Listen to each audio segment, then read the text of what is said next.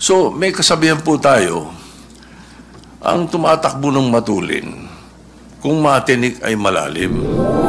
Wala pa pong nangyaring gano'n, Mr. President. At saka po tayo, pag nananakbo, ako po ay nakasapatos at saka sa kalsada kaya hindi po ako matitinik.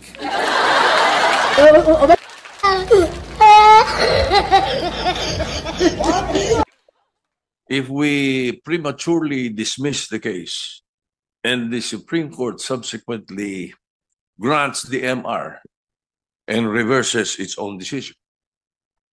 The question, Mr. President, is speculative. Yes, yes. May I have a speculative answer, Mr. President? We cannot speculate.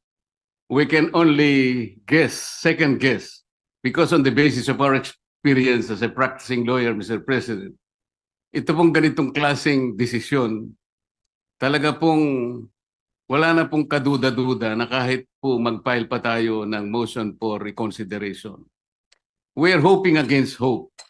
It is as if we are wishing for the moon.